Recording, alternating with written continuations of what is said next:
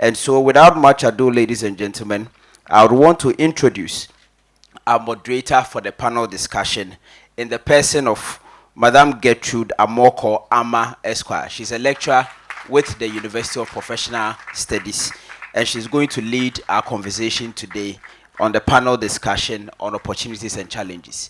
Shall we please recognize her?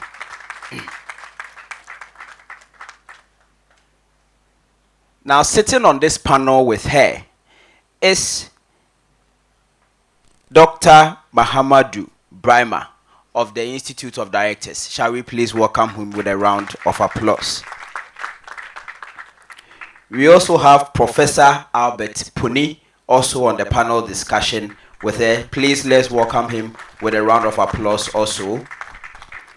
And Professor Alfred Puni is a professor of management at the University of Professional Studies.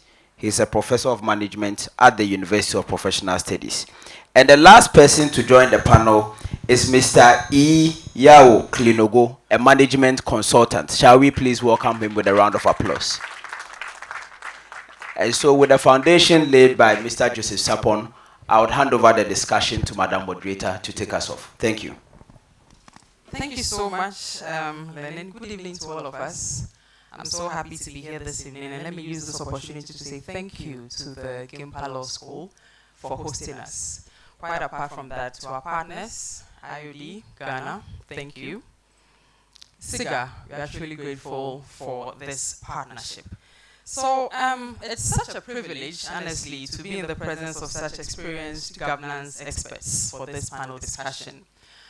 Our goal with this exercise mainly is to dissect the issues that arise out of the theme for discussion this evening. And luckily, Mr. Sapon from SIGA has given us a detailed and a very informative overview, which provides just the right context for us to have this panel discussion. So I'm looking forward to the insights that we would have from here. So I'm really happy with the approach that Mr. Sapon took in his presentation, because it raises or it touched on key aspects of the very issues we'll be discussing here. And I want us to start with a bit of history, and I'll be starting with Mr. Klinogo on this. Reforms of SOEs, from what we even heard from Mr. Sapon, are not new. Historically, Act 461, for example, like you mentioned, was the enabling statutes for the conversion of about 27 commercial statutory corporations and state-owned banks into public companies limited by shares. The objective of Act 461, among others, was to increase the efficiency of these commercial SOEs and also to provide for a more transparent structure of management responsibility and accountability. But what I want to find out from Mr. Klinogo at this stage is that, and I know you have a lot of history or memory concerning these exercises, what exactly do you recall of this? And 3 decades down the line, do you think that the objects of these reforms that started so many years ago have been met? And to what extent do you think that they have been met?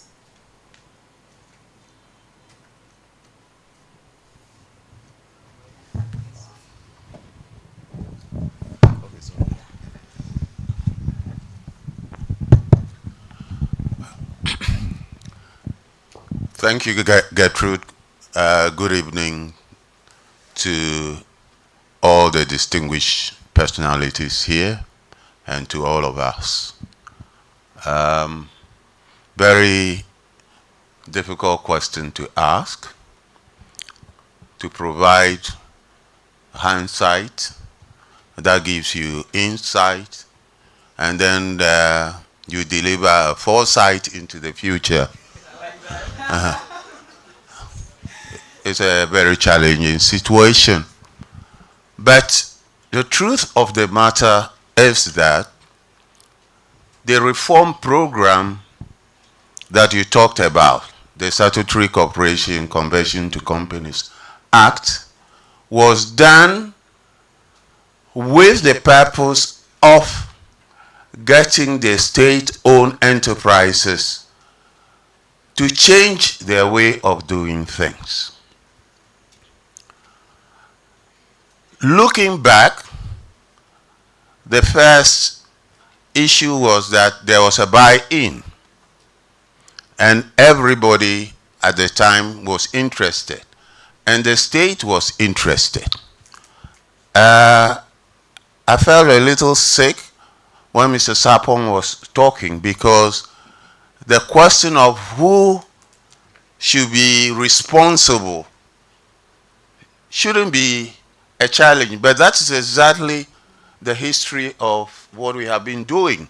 We take one good step forward and take about 7 retrogressive steps backward, because there was generally some confusion about who should do this, who should not do this. The sector ministers were fighting among themselves. It was decided that the Ministry of Finance should be the shareholder, holds the certificates, and is supported by the sector ministries. Straightforward. And this has gone on. And it also was made in such a way that the enterprises would produce their results, do an annual report, submit this to Parliament, and Parliament would question why this thing went this way or that way. But what went wrong? The first thing is that the plate of Ministry of Finance was overloaded. So the SOEs were not their top priority. 2, Parliament was conflicted up in issue. I mean, how can you be reporting or monitoring somebody when you are part of that decision making? And let me take you a little bit back, that before this act, sector ministers were sitting on SOE boards, and it took a lot of advocacy, persuasion, and I must commend the cabinet ministers around at that time. They used peer review, persuasion, and got virtually every minister from the boardroom. So then when Parliament, which should be the intervening force, got themselves put on SOE boards, how can you in one place go and make a decision, review it, and then go to the Parliamentary Accounts Committee and say, why did you do this or you didn't do this? Having said that, the State Enterprises Commission was not empowered. I can tell you that at that time we had an establishment of 40, and out of that 40 you have only 10 who were professionals and 4 were executive directors. And then apart from that, the State Enterprises Commission went its way to go and bring the Institute of Directors into the country. But for all the time that I stayed in that commission, up to 2010, the State Enterprises Commission itself didn't have a board. Wow. Every effort has been made, including the National Institutional Renewal Program. We made all kinds of presentations. But having said this, a lot of things were done. Don't forget, as Mr. Sapon said, at that time, the state-owned enterprises were controlling about 13 ministerial areas. We're talking about transport, we are talking about agric, we are talking about aviation, we are talking about the almighty Cocoa Board. In those days, without Cocoa Board budget, you cannot read the national budget. So when you look at GAPOHA, you look at Ghana Civil Aviation, it was on the balance sheet of Ghana Civil Aviation that the airport company was established, and all those structures you find at the airport city was part of the development agenda. Right. And so, yes, we have issues, but I think that it is becoming one too far. Just the last point on this, the State Enterprises Commission saw a model Right. that is from New Zealand. And if we can get that working, they simply went to the ruling elite and told them that you have governance on the political, social, and economic level. That is a lot. Why do you want to descend into the corporate arena? Leave that corporate arena. Those who are interested in corporate governance, set up an institution for them. If you want to be a board director, go into the school. If you want to be the board chairman, go into that school. Then you have a register, so anybody who needs you will come for you. Then we run the corporate entities properly for the benefit of the country. The reason why our ruling elite still want to come here is very simple. There are no walls. And therefore, now, if you win political power, the trophies that you have are the state enterprises.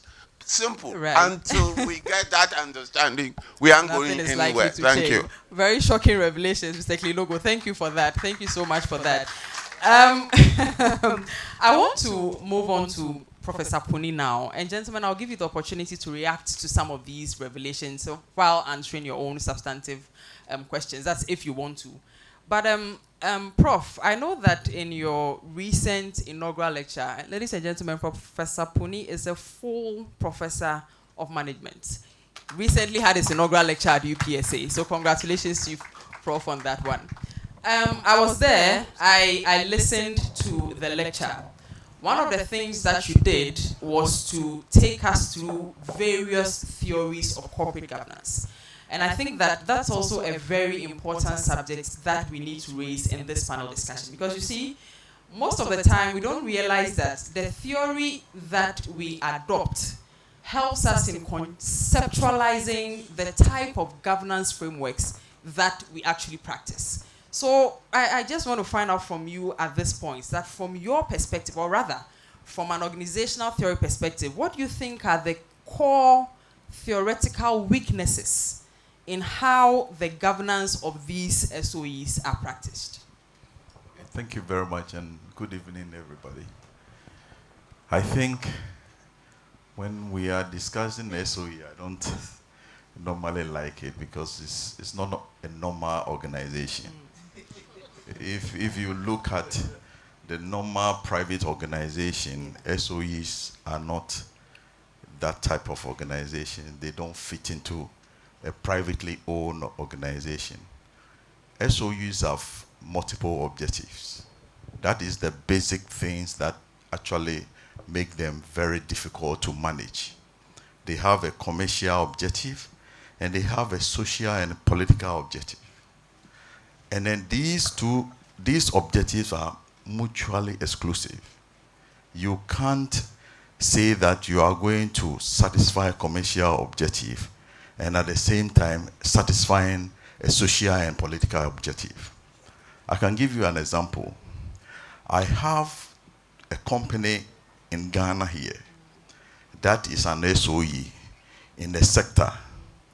And then that sector has a privately owned organization. They produce the same capacity, but the SOE is overstaffed twice of the privately owned organization. And then now that SOE is collapsing. I don't want to mention that SOE because I do a lot of things. And then you can see the workers, the staff themselves know that the problem of the SOE company, the same SOE, is that they are overstaffed because they are producing the same output. And sooner or later, the private company would overtake the SOE. So that is one of the main things, the multiple objective. Second is the soft budgetary issues that we have. SOE don't collapse.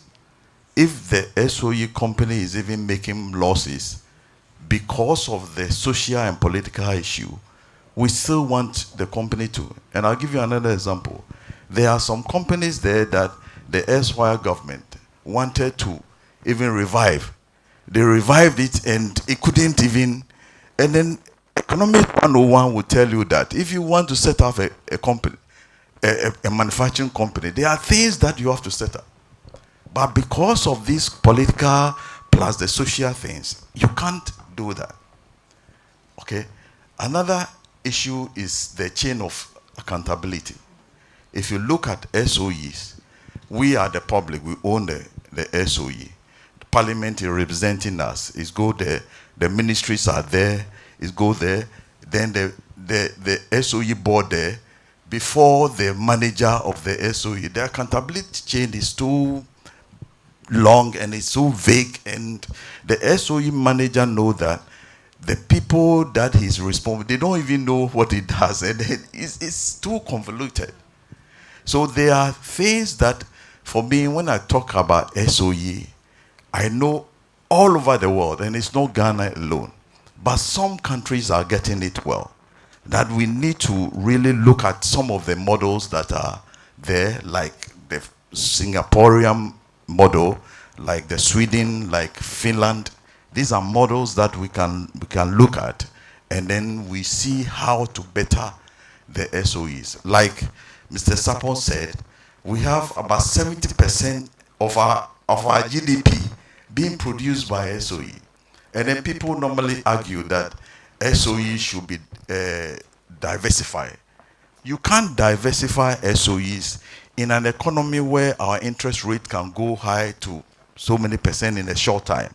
No private person will put his money into something like that, and then within some few months the economy go haywire, and he will put it on the cost of the services or the product is producing. So for developing countries, we still need some of these organizations, and we have to really protect them and then manage them well. Right. So we have problems, but we need to keep them and then see how to manage them well. Right. So, Prof, thank you so much for that. Doc, before I come to you, I just want to pick on something that Professor Puni mentioned. You see, Prof, we do appreciate the unique nature of SOEs as you have just described to us, for which reason we cannot say that typical governance mechanisms that are employed in other types of corporate institutions ought to be applied in a blanket manner. But particularly on the issue of what appears to be SOEs being insulated from mechanisms like insolvency proceedings, or even from being taken over and so on and so forth, don't you think that that is also one of the motivations that sort of promotes financial indiscipline, if I can put it that way, among these institutions? Very quickly, before I come to Doc, in just some 1 minute. Because the SOE, the objective of the SOE is not just commercial. If you go to a privately owned organization, it's a hard budget line that they operate in. If you don't perform, you go back. Right. But an SOE, we wouldn't even allow the SOE. We wouldn't allow the SOE to collapse. So even if the SOE is making loss, because we want to increase employment in the system, we need to keep the SOE so that we get some of our. I went for some simple, and they say, they have to work because some people too should get to work. They are in the house. They are not doing anything. You see, so that organization itself, all over the world, it's not Ghana alone. So we shouldn't say that we know all over the world. That is the way and manner. But it's a hard time. We now say that, look, these are companies that should be managed along commercial lines. Right. So that if the people are not able to take very good decisions, to keep the company running, then the company should collapse. Because a shareholder wouldn't come and then put his money in there and then just allow you to be making losses. It's like if you go to a bank, there was a corporate governance seminar that I went. It's not easy, it's a training. And the shareholder came. It's a huge shareholder. He came. Look, when I entered into the Ghanaian market, I entered in so much. My money has fallen. And then, and then that is what the shareholder is thinking about. But for a state-owned enterprise, it is not like that. Right. We need to get some people some jobs. There should be something that they should produce some service at a cheaper. And that is the way a manner. So that multiple objective itself is actually not good for the SOE themselves. Okay, point well taken. Thank you very much for Puni. Dr. Braimah, I want to come to you and specifically from the position of FIoD Ghana. I know that one of the things you have done for a long time has been to advocate for ethical leadership and governance culture. Unfortunately, in these parts of the world, sometimes you wonder the extent to which we appreciate corporate culture, the extent to which we appreciate the intangibles when it comes to governance. I want to find out from you, in your assessment, how embedded do you think is a culture of ethical governance in Ghana's SOEs? And, you know, depending on the response that you give, to what are some of the practical steps that you think we can take as a country to ensure that the governance structures within our SOEs are practicing ethical governance and leadership? Thank you so much. I believe that this question is more of a challenge than something else. But before I came here, I knew Mr. Sapong was going to be here. But I did a very clear and critical analysis of your state ownership report of 2024. And I pulled out a couple of numbers. And I also did some further reading. 2022, the loss was 14.4 billion. 2023, it dropped to 7.14 billion. Yeah. 2024, it increased to 9.68 billion. So I then went further to say, why? I mean, why is it happening this way? And so I said, okay, let me just focus on 2024. 9.68 billion loss. Finance charge, 9.39 billion. Now, this is not just about ethical leadership. It is about something else. Because if we got the finance charge right as number one, that's close to break even. So that's the first point. I then moved on to say that, so, because you went through a process of analyzing the results of 54 SOEs. 64.8% of the 54 are profitable. 35.2 not profitable. The net result is a 9.69 billion loss.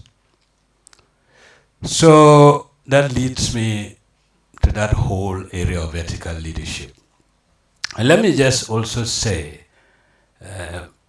and Prof, forgive me if I use you as an example. Labadi Beach, extremely profitable. And it all boiled down to leadership.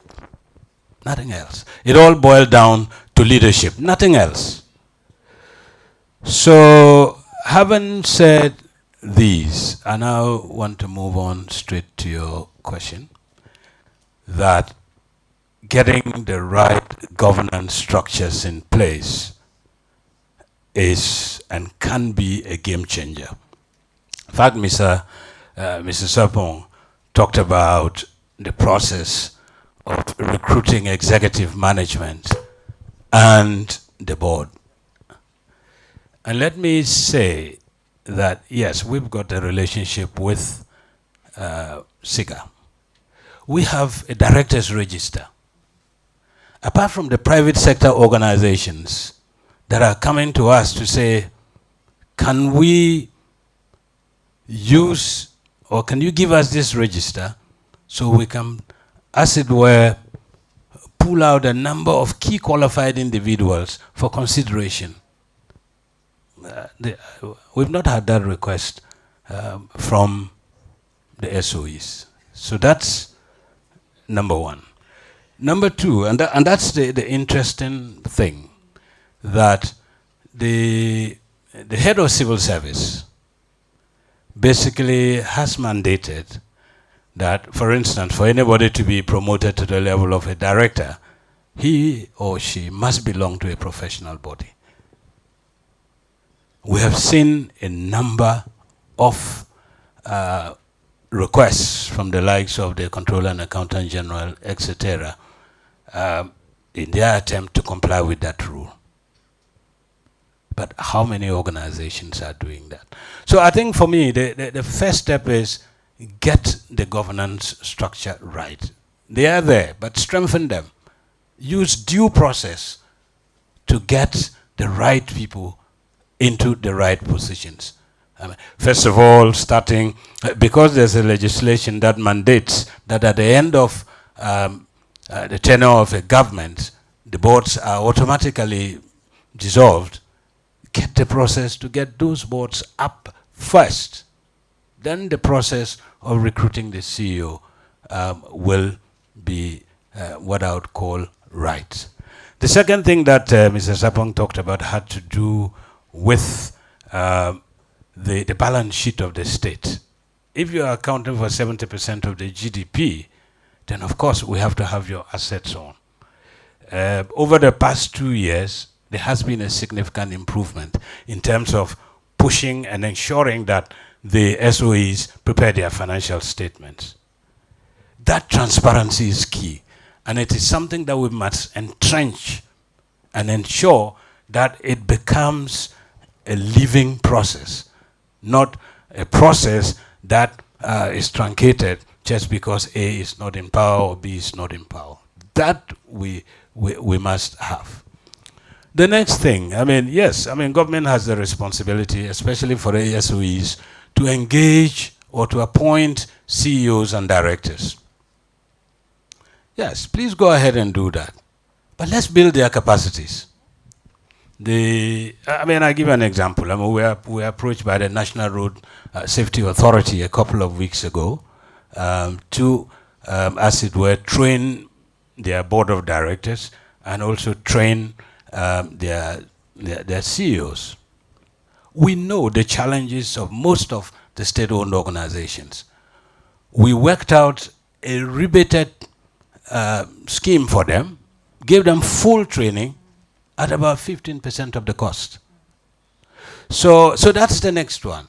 And then SIGA has standards. You have KPIs. What's the compliance rate? The last percentage that I saw was 25%. We've got to get that up. If we don't get that up, we have issues. So I'm particularly happy that we have CEOs here, so at least we can get these messages across. And finally, that we're working for the people. We have to have the engagement with the people, hear from them, and we should establish the vehicle of whistleblowing, because he talked about all the procurement issues, etc. Most of them are executed by a collusive process. If you don't have a transparent whistleblower system in place with all the protection for the people who are blowing the whistle, I think we should just forget about getting things right. Right. Thank you so much. Thank you, Doc. Thank you, Doc. Thank you so much. Okay.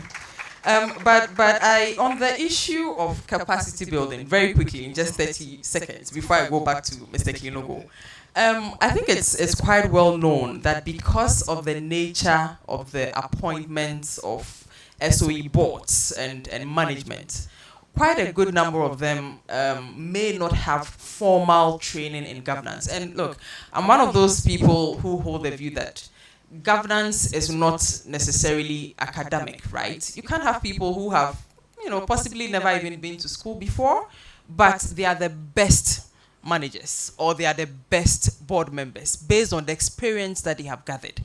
But what I really want to find out from you, Doc, again in just 30 seconds, do you think that it's about time, and is it even possible for us to have, the requirement of formal training of these persons who are appointed to manage our SOE boards?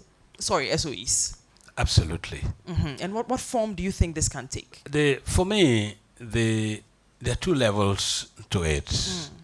Level one is formal training from which membership certificates are issued, and therefore a director's register created to, as it were, serve as the anchor for those names, and for such individuals to be made available for use. The second one is, because governance is becoming a key thing, and let's not forget that because it is important, ESG, we now have reporting standards on it, IFRS S1 and S2, and if 70% of your GDP is coming from SOEs, and you don't get that right, there's a disaster. So for me, I think first is first level training. The second is training and certification.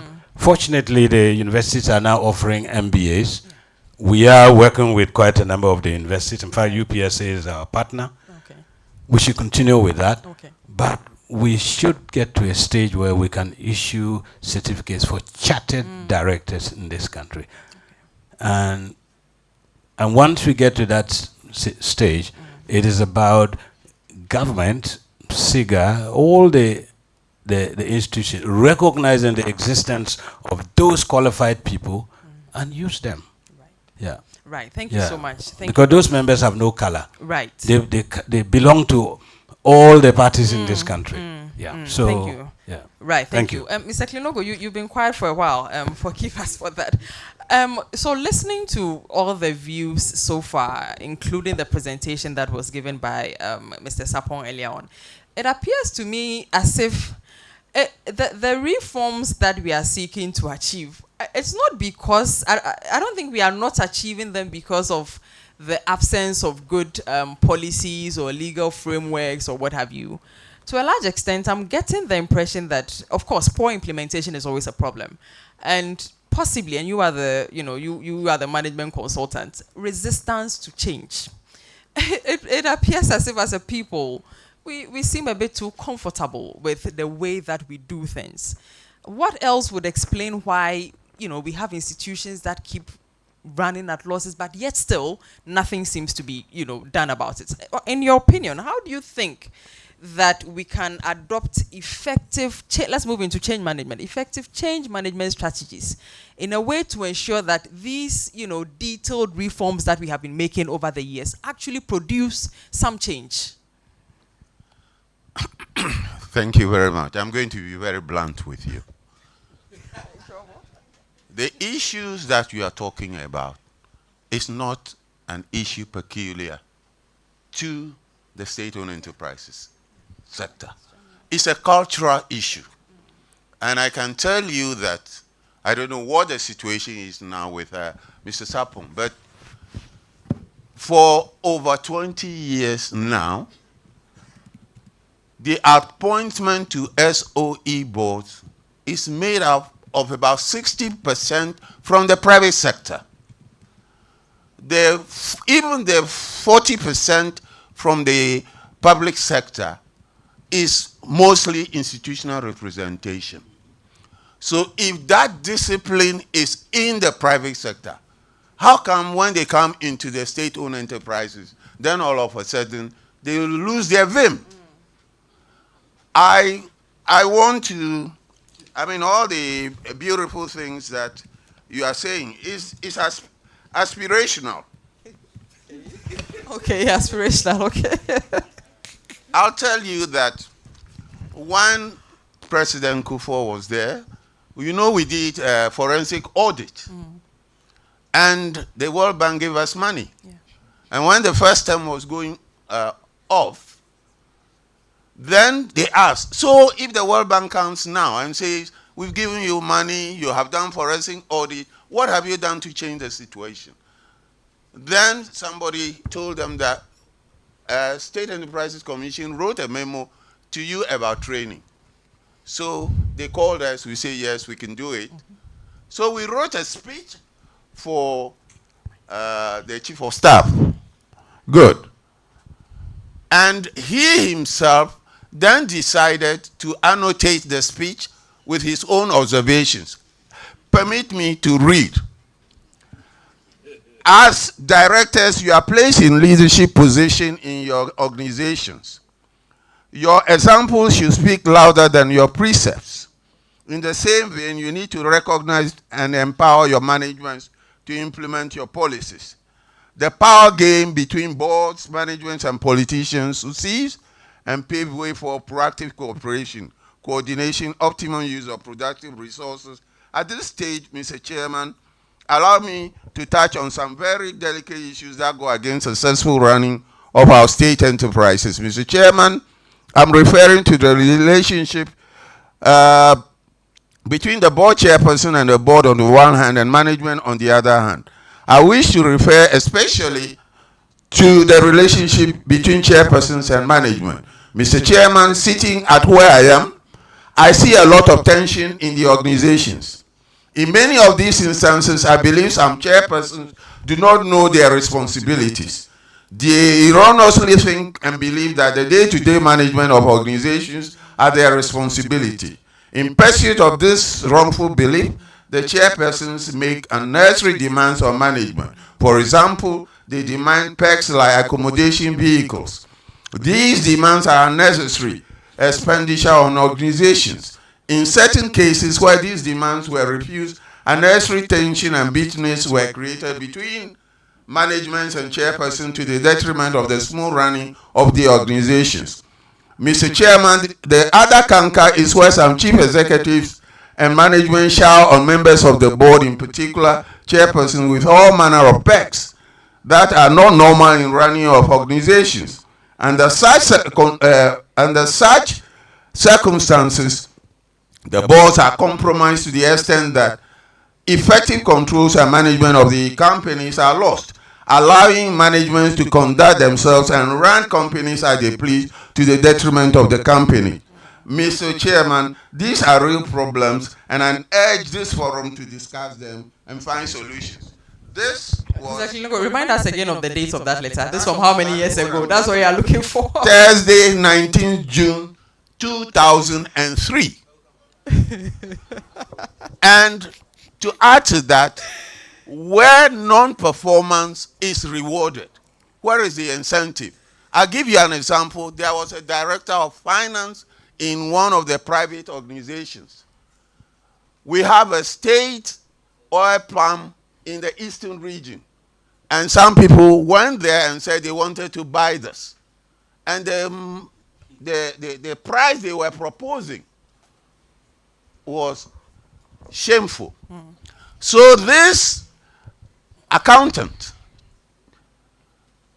thinking that he was a nationalist, wrote a position paper to the head of state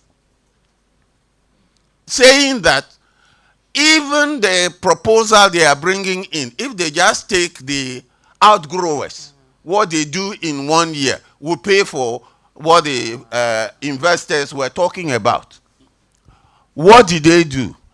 First, the government people leaked the paper to the private listing. And his employers saw the thing and said, we didn't bring you here to come and be snitching on us. So he became a tennis ball between his employers and the nation that, you know what decision he took? He just threw in his resignation and went out and set up a church. So please, where non-performance is rewarded, there is no incentive for anybody to do the right thing. Who are the people we are rewarding? What is the value system of this country? I continue to ask. So please, the issues that you have said, we have, like I've told you, we have worked on some of these things for over 20 years. And it is not changing until we decide as a country that enough is enough. That we too can be like, China, they run state enterprises. Right. India, they run state enterprises. China, if you misuse the state enterprises, you go to firing squad. Japan, they run family businesses. Yeah. And if you run the family business down, nobody will take you to court. The option is there for you: suicide. Yeah. Yes. Yeah. That's So true. you cannot continue saying these things in Yeah. beautiful language. Yeah. I'm sorry. Yeah. Thank you. Thank you, Mr. Klinogo. Thank you so much for that. Prof, one of the issues, and allow me to make reference to the recent National Boardroom Governance Summit that was organized by Professor Boate, a wonderful program by all standards, very, very successful. I was there myself.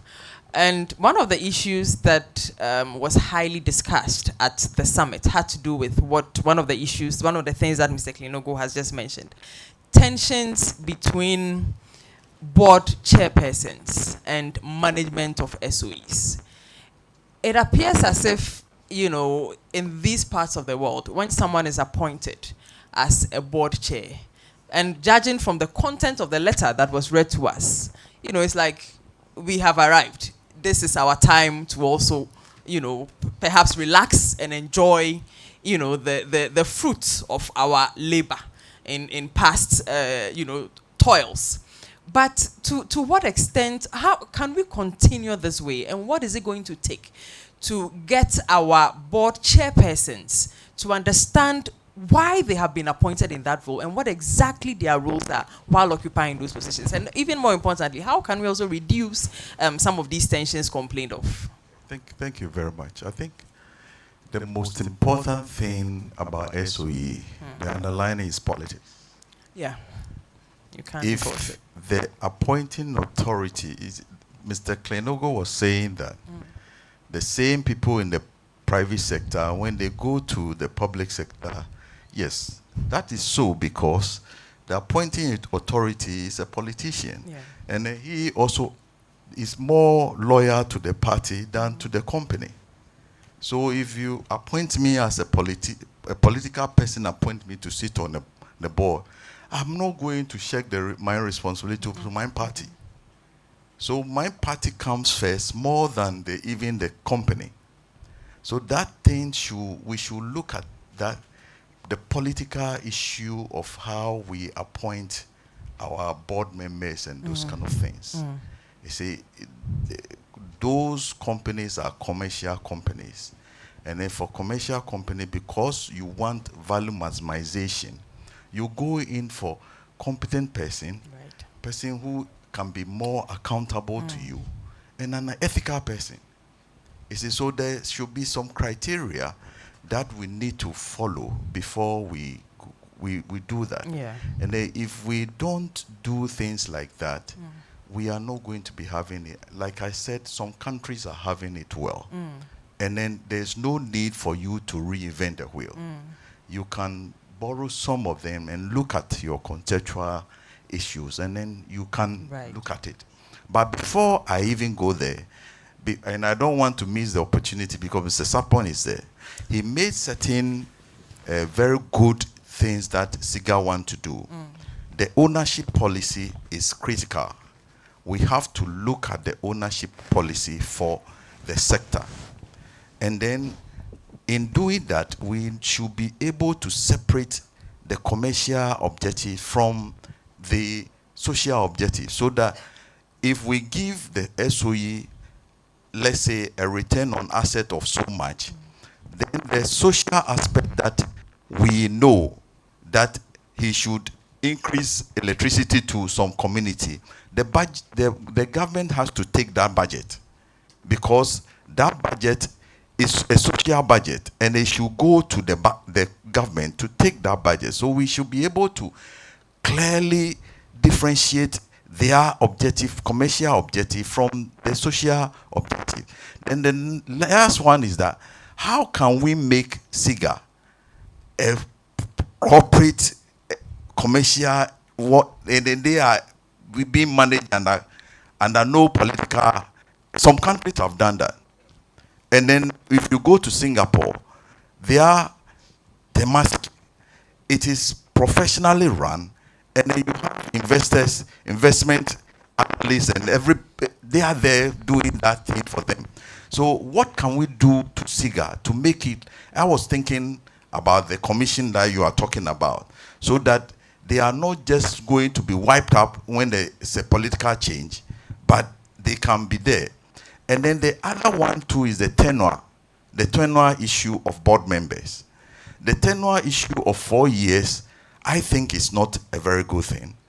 Probably we should be thinking about a 5 year, so that even when there's a change in government, the next board can hand over properly, because we are not even handing over properly. And I go to certain boardrooms, and then you can see that during the political season, when the board members are jittery, and they are all thinking about what to happen. So we should be thinking about that tenure issue too, so that at least that issue of when there's a political change, then everybody leaves, we will have to solve it. So there's things that we can do to protect the SOEs. Right, but Prof, you see, closely linked to the last point that you are making, I think that it's quite instructive that the Supreme Court has even had the opportunity to, wade into this and provide clear guidance on what should happen. And I'm referring here to the case of Theophilus Donko and the Attorney General, which challenged the constitutionality of the removal of CEOs and board members of these are SOEs, solely based on the coming into government of a new president. And again, I know I was present in your inaugural lecture, and I heard your concerns about a failure, or is it an inability, or is it simply refusal to comply with what the apex court of the land itself has said. First of all, what do you think, and I know you've mentioned a bit of that, but if you could throw more clarity, what would be the potential benefits of complying with these orders or directives from the Supreme Court? And secondly, what do you think would be the possible reason for a failure, a refusal, or simply, could it even be an inability to comply? What really do we think the problem is? I'll take this last question. We don't do that, because politics is about, we have to, the politics is more important than. So, the issue about appointment, and then why there are conflicts between CEO and then the managing director, it's because the president normally appoints the CEO first. Yeah. The board doesn't have a hand in it. So if the board chair is not as politically exposed and very active like the board chair, the CEO is politically exposed than the board chair. When the appointment, they appoint him first or her first, he reports to the minister or go to the Jubilee House to be reporting before the board chair is appointed. Long after the board chair has come, the man still, or the lady still goes to the same people and then reporting and then doing all sorts of things. And those board chairs who are very also politically connected, then there are clashes. And you can pinpoint a lot of clashes in so many SOE between the politically board chair and the politically CEO. And they are fighting because each other want to show that I am more of the political in the party than you. So those things, I think if we are able to implement the Supreme Court ruling, where they clearly stated that for board members, non-executive directors, they are Article 70 holders. And then any change of government, they should go. But for the CEOs, they are Article 195. And then they should be appointed by the board with the Public Service Commission.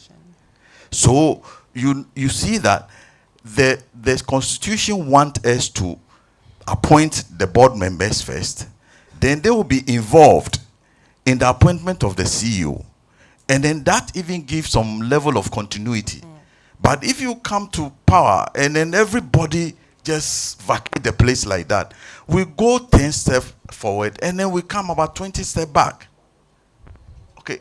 So that is why I'm bringing this issue of tenure issue. So if they are not even implementing the Supreme Court ruling, how much more? then they should think about the tenure Yeah. so that they can go about 5 years. So that you hold a 5-year board member. If we like, we don't renew your membership so that a party man to get another 5 years.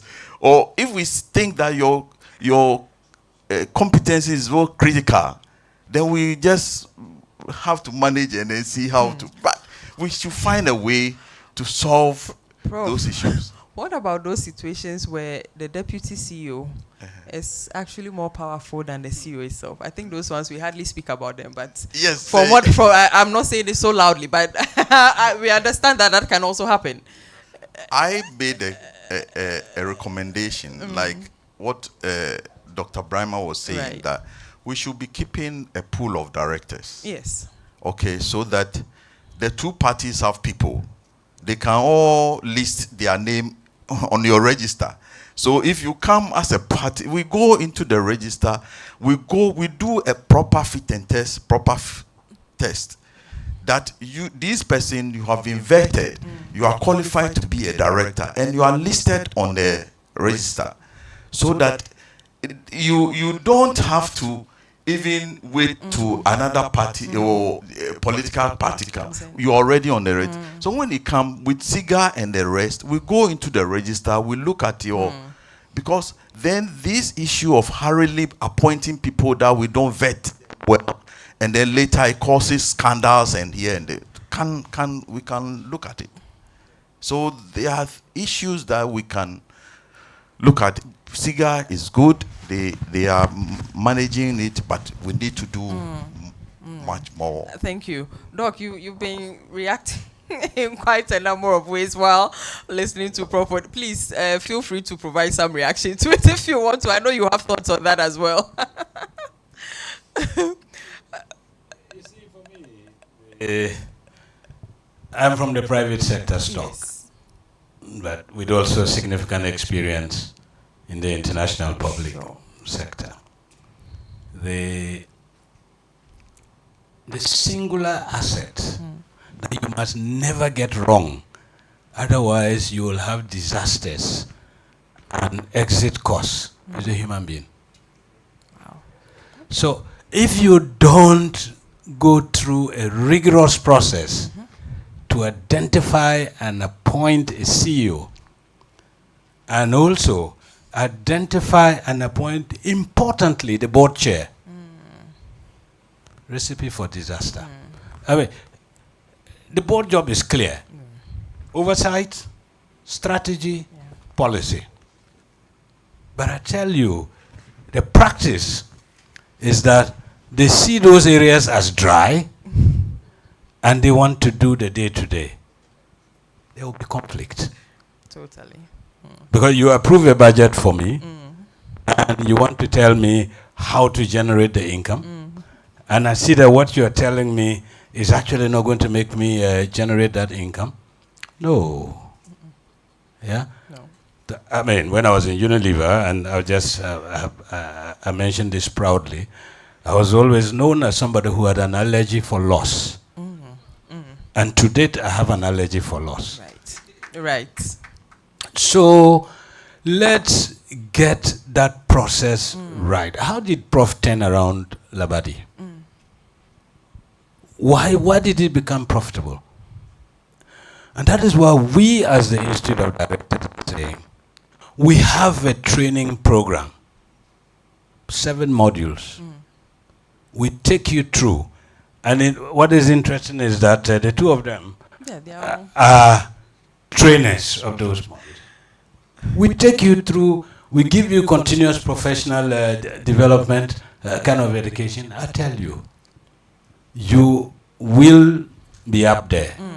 And even if you want to do anything wrong, you will have a self-caution within yourself, and you will moderate that. Last but not the least, I know during my time in the private sector that a company that I know took over a public sector company. For more than 6 years, that business was making losses. The company took it over in July. By December, it made profit to wipe off 5 years losses. Wow. Why is it so? Wow. It's capacity, it's accountability, it's a professional approach to duty, and I dare say that unethical behaviors, because there are no sanctions.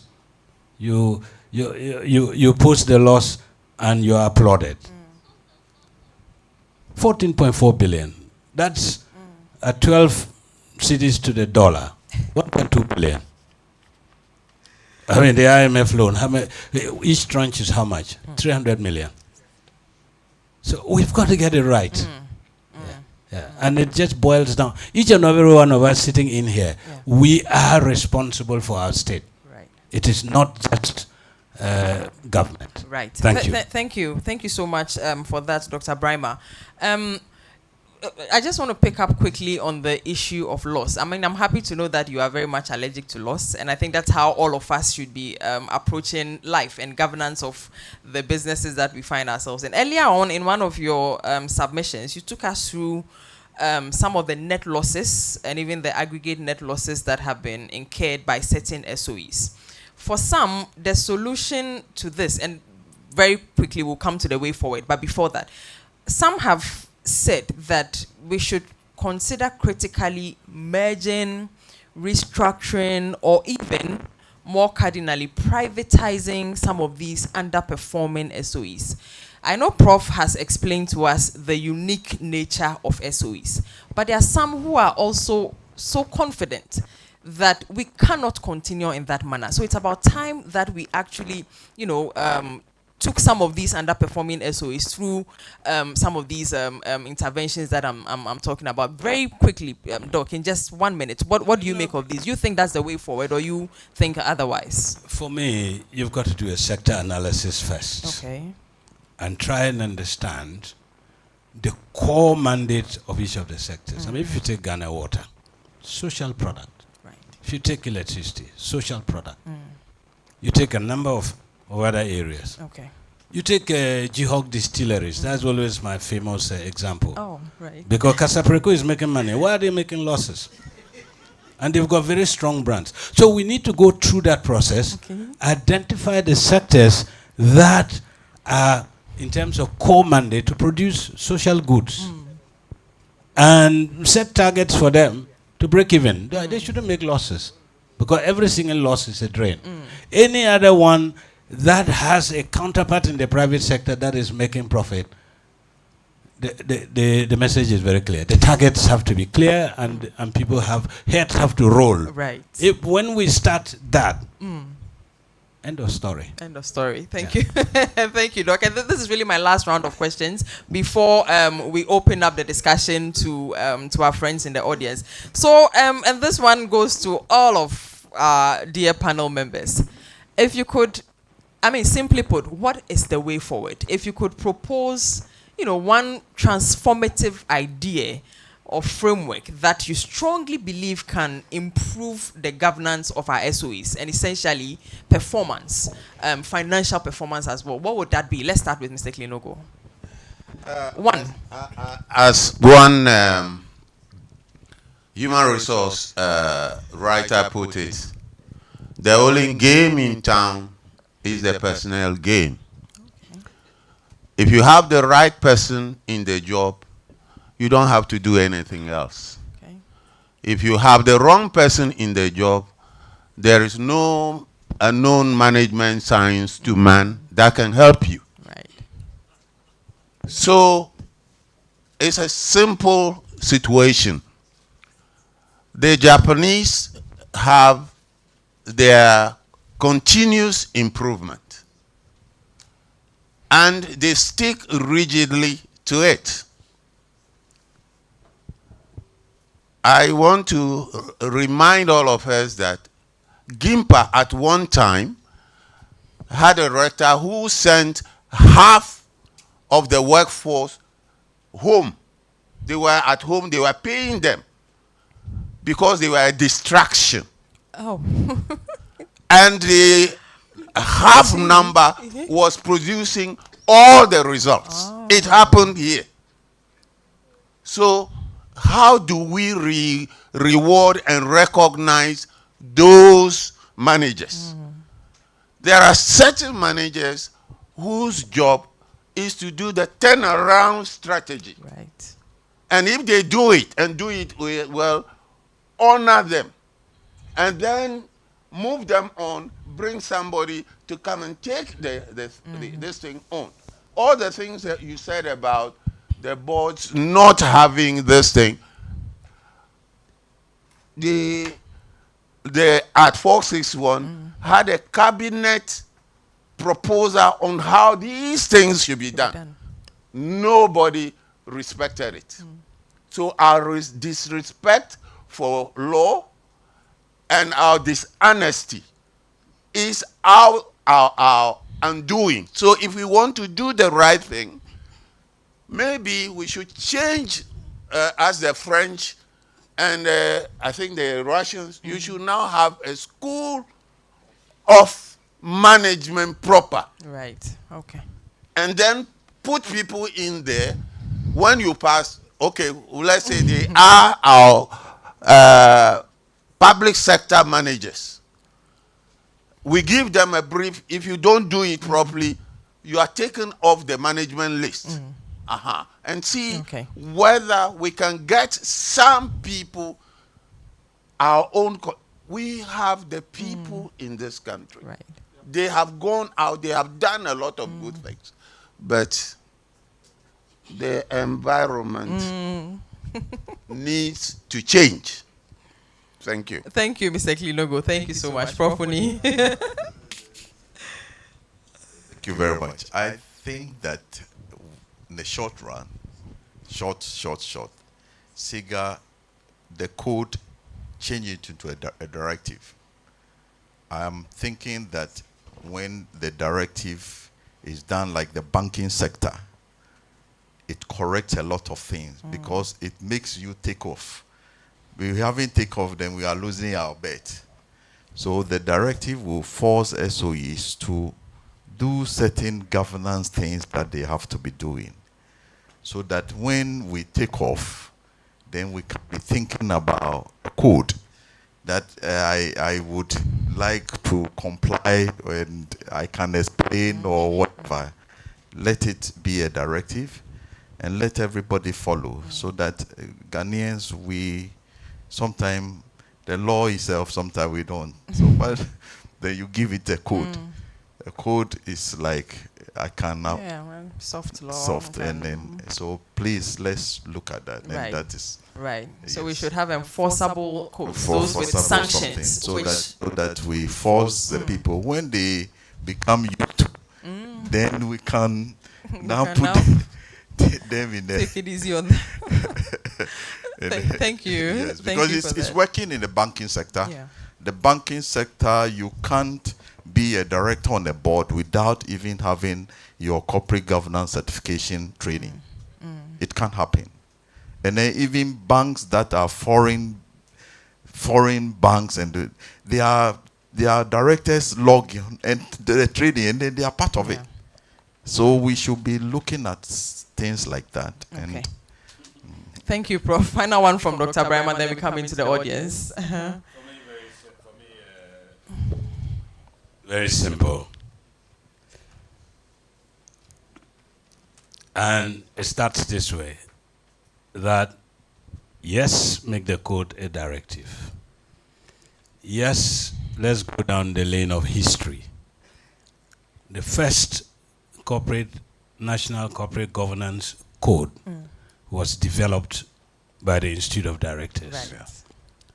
And we had a member or a staff of SIGA on the committee that developed that code. So for me, my recommendation is very simple. Let's work together. Let's harmonize the two codes because there are best practices in both. I have read both, cover to cover. Yeah. Let's harmonize them and let's together make a case so it be made a directive under your leadership. Number two, let's work together because we have a director's register. We publish it every month internally. Okay. And to ensure compliance with the ORC's directives, we publish it every year. Okay. So you have a pool of resources. When it comes to, costs, we can always engage. Because why are we there? He said it.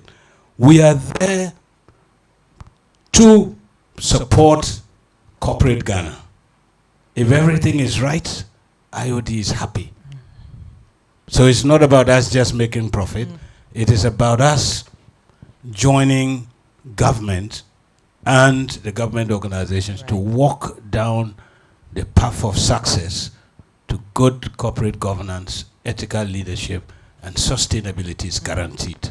Thank you. Thank you so much. Please, let's put our hands together for my wonderful, very, very wonderful panel. So, ladies and gentlemen, we want to come to you now. If you have any questions, any comments, can I have someone move around with a microphone? Please just put your hand up. Okay. Put your hand up. Please, we have, Prof has a question right here.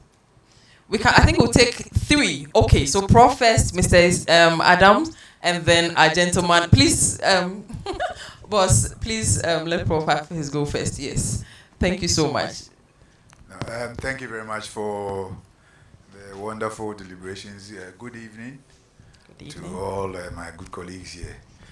You know, I've been listening quietly and reflecting in terms of what is happening in our beloved Ghana. You know, sometimes we set up institutions to fail. I look at SIGA. How do they enforce without resources and funding? Last week I wrote an article in a paper and I got a lot of backlash in terms of SIGA. And for me, the truth is always the truth. SIGA needs funding. And they don't have it. Mr. Sapon, you know the issues. How do you enforce without having the resources? That needs to be addressed. And we have to be bold enough to be able to tell government that, we have to give them the resources to do what they have to do. Secondly, in Sweden, Singapore, Finland, it is working because they are run like corporatized entities. There's a difference. I'm not a fan of privatization because I've lived through it and I saw the consequences under Thatcherism. We have to find a way of ensuring that strategic entities within our system are corporatized. And how do you corporatize? You leave them to run. And if they don't, you fire. In this country, we don't fire. Because of our culture. That is why we have these issues. And unless we are honest with ourselves, we can get all the qualifications and training in the world. When we get there, it will not work for us. So for me, and for a lot of them, I'm sure my distinguished seniors here would agree, that unless there's a paradigm shift, making funding available, we are not going to go anywhere. In our system also, there's no continuity. Every 4 years, the whole thing is turned upside down and then reset and start again. How do you develop a country and state-owned entities when every 4 years there's a new strategy? It's in Ghana that you do not have like a dialogue with the outgoing board. I find it very, very unusual. We don't talk to each other. We don't learn from each other. How do we grow? Labadi is working because it was run like a corporatized entity. Okay. I knew where my role ended. And it's working. But how many of those Senate entities have even approached Labadi to learn from them? Why is it working? It's among the best in the world. But the South Africans are coming to Labadi to learn. The Zambians. How many Ghanaian hotels have gone to Labadi to say, why is it working here? Why don't you benchmark? We don't even learn from each other. So unless we as people, we find a way of appreciating what we have to offer, and also the funding. You know, you have SIGA, big institution, powerful name, but it's a toothless bulldog. I know. And they can really transform state-owned entities if they are funded. I believe it should be an independent entity, not reporting to any ministry, so that they can be bold. Prof, you mentioned 5 years. I believe it should be 6. So that at least there could be the transition. You know, you come for one term and then you move on. Because these 4 years has been a disaster. You know, and we have to be bold. Thank you very much. Thank you so much, Prof. I think we can hand over the mic to Mr. Adam. Thank you very much, and I thank you to the panelists. It's been a very insightful discussion. These are things, the kind of discussions that you are having, issues that you won't get in the classroom or in any textbook anywhere, but you meet experienced people like this and you get a lot of insights from the experience and all that. I think from the discussion, what I get is that there are 3 key principles that should guide people in the governance architecture. And that one of them is transparency, one of them is fairness, and one of them is accountability. So if you have these 3 principles, I'm sure, be it a private company or public entities, will have the architecture well. But to get these things also, I always say that where you have transparency, you have credibility, and where there's credibility, you also have trust. To get these principles of transparency, accountability, and fairness working well, the starting point is the hiring. So as a shareholder, you are hiring directors. Are you looking for the people with the right competencies and the right skill sets, or you are basing them on political affiliations? And so if you don't get that right, you think that you are doing it based on political affiliations, obviously you are going to get it wrong. Then as board members, when you are hiring the management in terms of the governance framework, hiring the management, are you going for people, are you even advertising, making it a competitive arrangement, or you are doing it based on maofasia na banana kind of arrangement? See. And then it's also the issue of, and I think the discussion brought them up, the issue of rewarding good behavior and holding people accountable for doing the wrong thing. Until we get that architecture well, hiring good people, holding people accountable when they go wrong, and rewarding people when they do the right thing, I'm sure we'll be talking and talking and talking, and you will not get the issues right. Thank you so much, Mr. Adam. So I think our gentleman at the back, please. Yeah, good evening. Good evening. My name is Eric. I want to ask a question. Please, the SOEs, which agency is responsible for their work being done, especially those in charge of SME programs? Okay. Yes, because I don't know. Sorry, maybe I'm a little deviate, but please pardon me. Sure, go ahead. I'm an entrepreneur. Okay, and the SOEs also have their role to play in terms of entrepreneurship.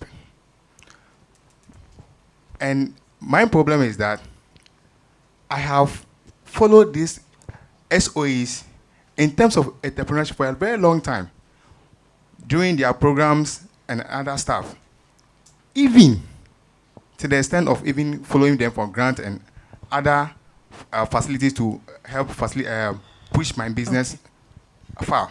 Okay. But there's no result. So sometimes when we meet for such programs like this, I feel like crying. Oh, it's true. I feel like crying out because the SOEs, especially those in charge of, let's say, entrepreneur, the YEA, GEA, they have not been fair to me. Okay. Okay. Okay. They have never been fair to me at all. And Right. my program that I'm running now has even cut across so many people, even giving them jobs to do.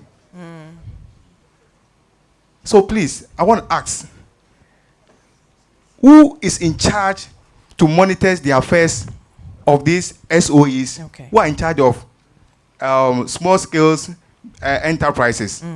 Okay. I really need help a lot. Sure. Thank you very much. We'll come to that.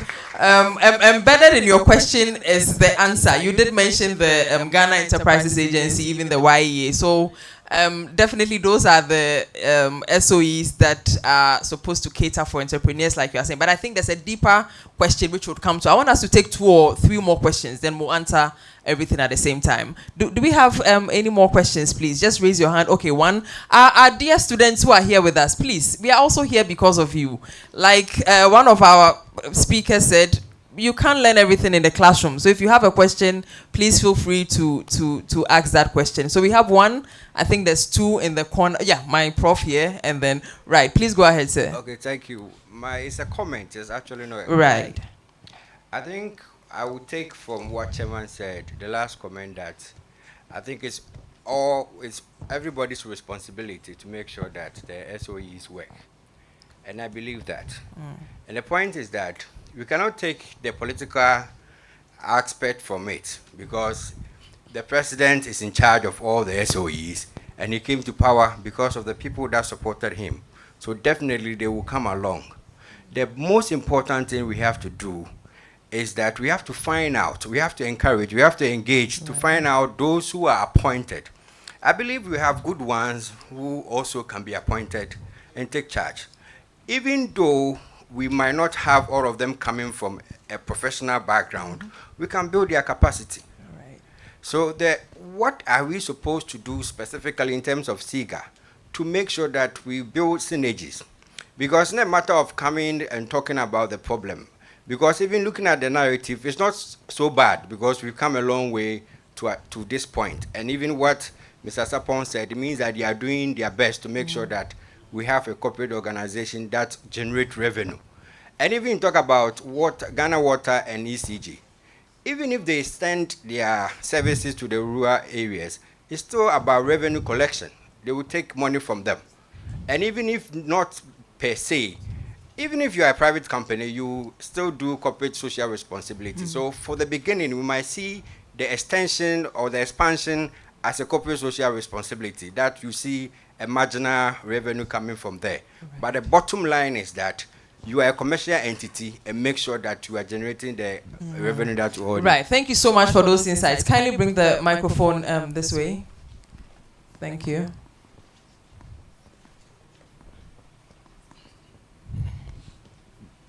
Thank you, good evening, and thank you for the conversations. I'd just like to make a quick comment in relation to the board tenure should run. Prof. Puni said 5 years.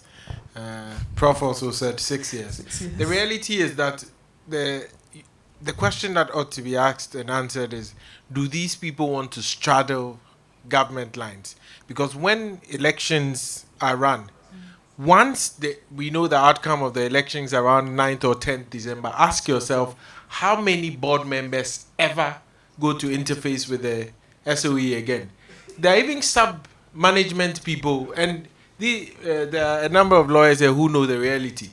You meet somebody on 15 December, he works in an SOE at mid-managerial level, his government has lost the election, he has sacked himself, he doesn't resign formally, he goes. So beyond just the conceptual issues around, I get the point about they straddling government lines. The question is, they may not even be willing to stay on because, well, if it's not their government anymore, the incentives to extract value from the SOE is lost. And that's why they are there. Why should I stay there for an extra 2 years when they won't let me continue my peg? So that should also be, when we are planning these outlines, that should also be borne in mind. Thank you. That's true. Thank you so much, Prof. I think we can take a final round of questions or comments, and then we'll come to our panelists for their reactions. So we have one. Do we have any other, please? 1, 2. Okay. And then 3. Wonderful. Okay. Thank you very much. So I'm interested in the asset quality of the state-owned enterprises, as one of the panelists said. Okay.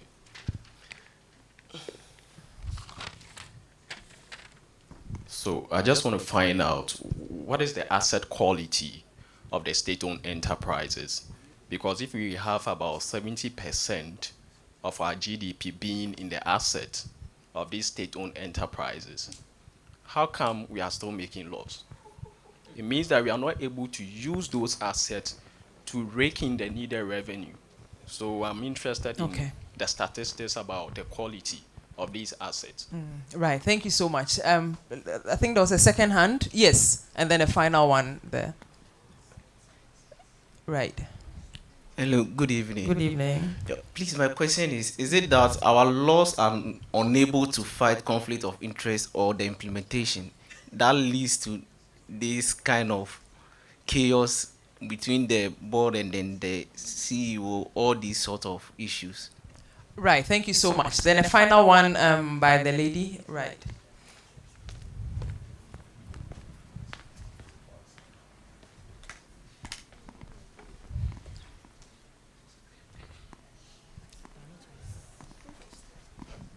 Okay, thank you very much. My question is, what autonomy do state-owned enterprises have to run effectively, since it's more politically inclined? Thank you very much. Thank you. Very straight to the point. Okay, we'll just allow Madam here to have a final one, then we'll wrap up. Hi, my question is, are there any transitional and succession plans like inbuilt within these enterprises, and how are those enforced? Thank you so much. So I'll come to our panel members. I think so far the questions are on support for SMEs. How, I don't know which of you, or you think we should pass it on to Mr. Sapong, how the SOEs responsible for supporting SOEs are actually carrying out that mandate. And then the second one on asset quality, he needed some more statistics on that. And then whether our laws are able to fight conflict of interest, particularly relating to the tensions between boards and board chairpersons and CEOs. And finally, the autonomy that SOEs have. Mr. Sapong, please, would you want to address that one on, please, can we get him a microphone? Very quickly, very, very briefly, please, respectfully. Okay, so I'll start with the autonomy of SOEs. Per the framework, SOEs have operational autonomy in terms of their ability to do their managerial and also perform their mandate in line with the various requirements of law. Okay. Now, we do have some gray areas which sometimes affect the operations. For instance, when it comes to board operations and appointment of auditors, you'll notice that whereas the Companies Act has a requirement for doing that, the Auditor General says per law, I am also supposed to do that. And so it's actually the reason why sometimes some of them are even not able to appoint auditors and ensure that they are able to audit the account for us to get it. So yes, in terms of the operational autonomy, they have it. And we have ensured that within the performance contract that the SCs sign with government, represented by SIGA, we grant them all those autonomy. But what has been said here also is a key factor. You are appointed by a political body. You are there and the minister, Jubilee House are coming to you. Even though SIGA has granted you that autonomy, can you turn them off? Where SIGA is working with our partners and yourself, civil society organization, to advocate and insulate them from some of these interventions, as I normally put it, to be politically correct. Okay. And so in terms of the autonomy, they do have it. In terms of management of SMEs, yes, as you mentioned, we have all those agencies under SIGA. And what we have done now at SIGA is to have an interactive website where when you have any challenge with any of the SCs, 175 SCs, you go to the SIGA website. There's a feedback loop there that you can use and have a very detailed feedback to SIGA, and we are able to address it. Most of the issues we raise are within the KPIs we have set for them, and we do engage them. As we speak, we are having contract negotiations and we are discussing all the issues. Okay. On the asset quality, kindly go to the state ownership report. It has a very detailed analysis of the various assets of the state. One thing I can say is that we have very viable assets. The human side of it is what is affecting us in terms of turning those assets into revenue, making the profit, paying dividend to the state. Thank you. Mr. Sapon, I think that the last two ones would quickly let our panel members take it. So thank you so much for that education. So the last two ones, the adequacy of our laws in fighting conflict of interest, and then whether there's an inbuilt succession plan when it comes to handing over to Mr. Klinogo, I don't know if you want to take a bite on the adequacy of laws in fighting conflict of interest. Yes, the story is that our former ambassador to France, Ms. Amarh, when she was in charge of SHRAJ, they developed a lot of regulations, practices, and things like that for handling conflict of interest in the public sector. Right. So anybody who is interested, you go to SHRAJ. They used to have hard copies. I don't know whether they now have soft copies. So it is an important, and anytime we ran a corporate governance workshop in those days, that is one of the important issues we tackle. Now, Prof said one or two things about SIGA. I just want to give them two pieces of advice and support. Some of the issues they are handling now have historical antecedents. So it is not always right going to say that, give me this law or that law. Negotiate, go underground and talk to the people who matter. It got to a point when we got Professor Mills, he saw what was happening. He came, his very first meeting with the SOE, he said, your continued stay in office will be determined by your performance in the office. If you have a problem, go to the State Enterprises Commission. If they can't solve it, they will come to me. Unfortunately, he didn't last. Number two, apart from the, at 461, we also did the Subvented Agencies Act, which classified all the enterprises in the public sector, those who should go off the subvention and so on. Now, when we did that, we also said they should change the structure.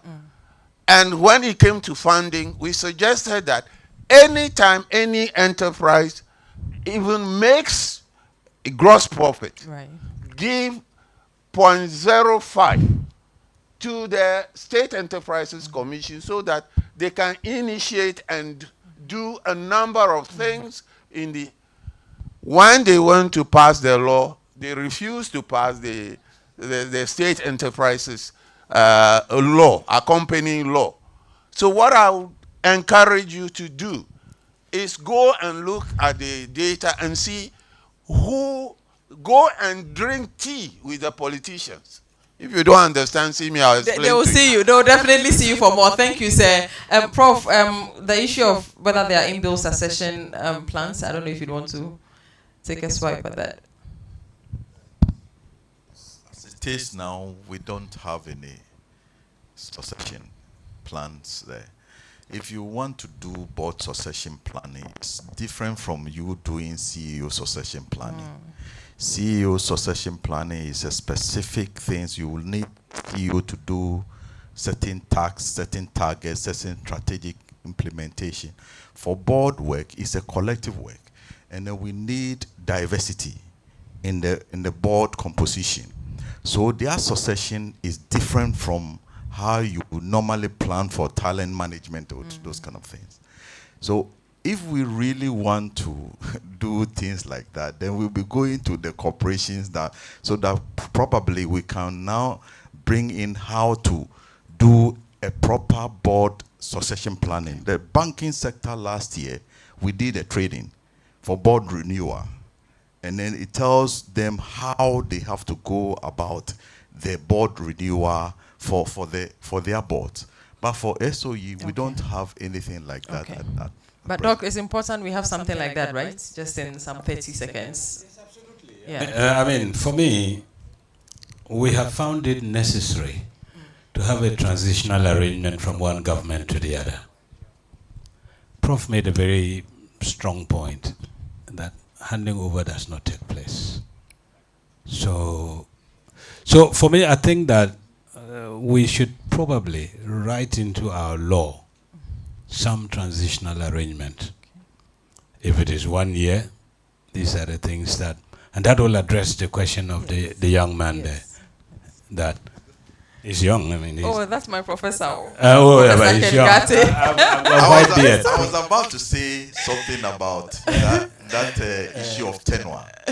Okay, the tenure issue, it is because our transition provisions that we have given, it's not actually working. So let's think about another way. If we don't want to implement the Supreme Court ruling, let's think about that issue is true. There are some companies in Ghana, very top companies. Immediately the election is done, the board members will never come to the company again. Even some executive directors will never come again because they were also appointed. Okay, so let's look at how we can handle those issues that people will just vacate the company without handing over anything. And then another person, another management and board come, and then we'll renegotiate things that they have already done. We are not moving anywhere. So probably let's think about that tenure and see whether we can do something. The system will push us. Thank you. Yes, Doc. Yes, I mean, for me, what Prof, the young man Prof. Yes, Prof. And congratulations. I mean, to be a Prof.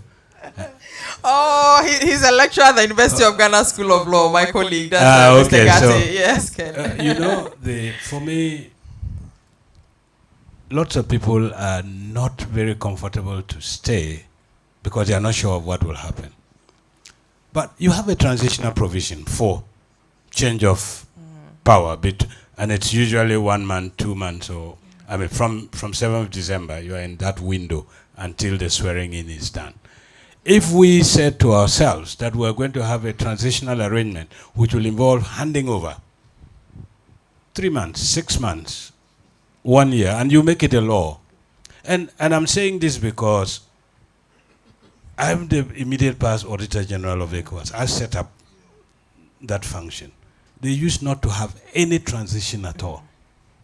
Yeah. Now, so I set it up. So they came talking to me to say, will you agree to stay to hand over properly to the new Auditor General? He was Finance Minister of Guinea-Bissau. He said 1 year, I said no. 1 year is too long. He said 6 months, I said no. I said maximum 3 months. If I'm not able to hand over properly, then I've not done a good job. So I think we should look at it. It's, even though the current transition is not working, at least it is creating some level of civility in terms of passing on of power from one government to the other. I think we should look at it. Right. And probably write it into law. Right. Thank you so much. Thank you so much, Doc. So we are done with the panel discussion. Some key takeaways, very briefly. Having the right personnel is indispensable. Everything starts from there. It is important that we reward good behavior and then also apply strict sanctions where necessary. So let us punish behavior that is not appropriate when it comes to governance. It's important that we also have a change in mindset, and even more importantly, a paradigm shift. We should be able, like Prof said, to fund our institutions to be able to operate, to run independently and to achieve results. And continuity is important. This would be a difficult one for our board members and CEOs here, knowing very well that the party has been kicked out, but you'd want to show face for the next 1 or 2 years. Let's see how that one goes. So, ladies and gentlemen, please let us show some appreciation for my panel members. I think they have been absolutely wonderful in delivering on our mandate. So I'd want to hand over at this point to our able MC. Thank you very much. Shall we do it once again?